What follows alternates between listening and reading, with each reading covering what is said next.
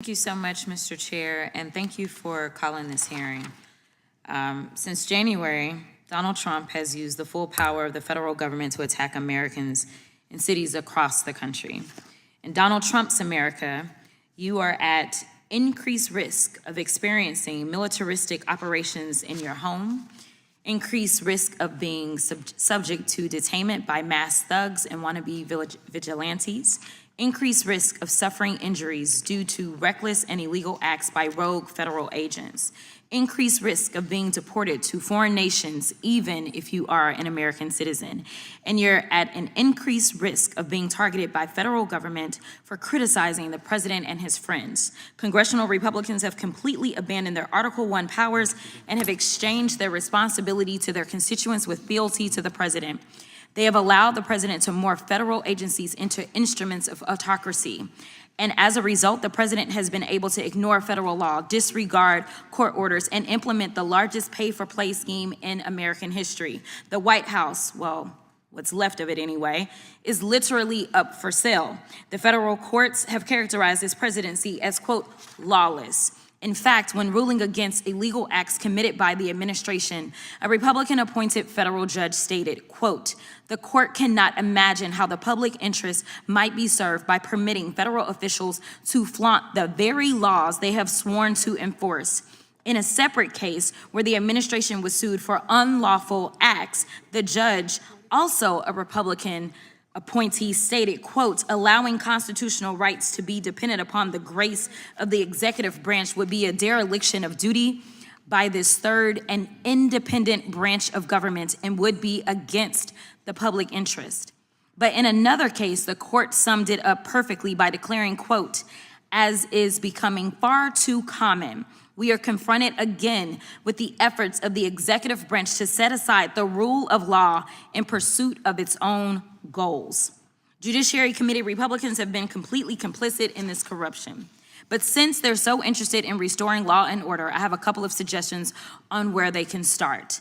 Number one, this is the President of the United States standing beside his best friend, Jeffrey Epstein.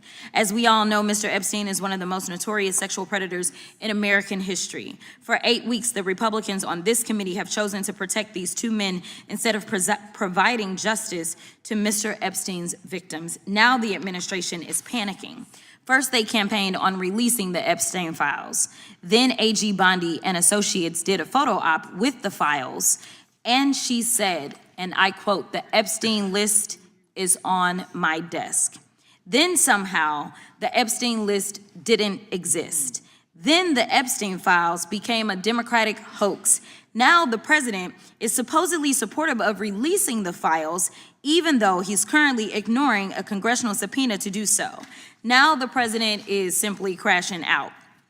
And it's because he can't seem to explain his special decades-long relationship with one of the most prominent sexual predators in American history. It's already public that he's in the Epstein files, but his administration is hiding the context of his involvement, if any, with Mr. Epstein's horrific crimes. Now, this is Miss Ghislaine Maxwell. Miss Maxwell, who obviously helped Jeffrey Epstein traffic more than 1,000 women and girls, well, Donald Trump is now giving her special treatment while she's serving out her prison sentence. He won't even rule out giving her a pardon or commuting her sentence. I don't need to explain why pardoning sex traffickers wouldn't be restoring law and order. Now, this is Secretary of Homeland Security, Kristi Noem.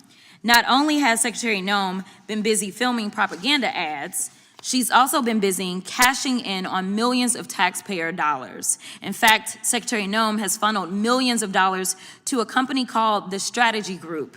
The Strategy Group helped Secretary Noem win her campaign to become the governor of South Dakota.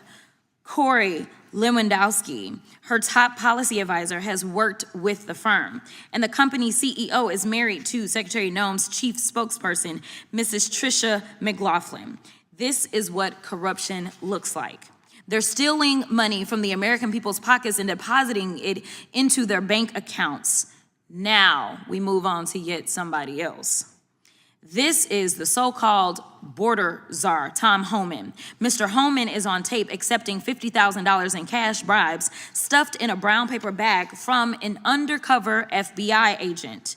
Apparently, Mr. Homan accepted these bribes in exchange for awarding federal contracts to his friends. Trump's Department of Justice killed the investigation into Mr. Homan's crimes, and congressional Republicans didn't say a mumbling word. Lastly, this is insurrectionist and Nazi sympathizer Ed Martin. It appears that Mr. Martin is functioning as the Associate Deputy Attorney General, Pardon Attorney, Director of the Fake Weaponization Working Group, and Special Attorney for Mortgage Fraud. All that means is that Mr. Martin is Trump's lapdog, whom the president sends to initiate lawsuits against the president's perceived political opponents. This is what we call organized crime. They're breaking the law, often by stealing taxpayer dollars, covering up their crimes by ending and obstructing investigations, then prosecuting people who call out their unlawful behavior. And while the Republicans are encouraging this corruption, they're abandoning actual victims of violent crime and ignoring the Republican-led state's 21st century murder crisis. In September's appropriation markup, congressional Republicans proposed reducing the FBI staff by thousands of positions and underfunding the agency by more than $1 billion. They've proposed slashing resources from the ATF. They've proposed cutting grants for juvenile justice programs and hate crimes and eliminating the community violence intervention and prevention grants. They're literally defunding the police. So no matter what they say at today's hearing, congressional Republicans have proven that they are not investing in keeping American communities safe from violent crime. Mr. Chairman, I yield back.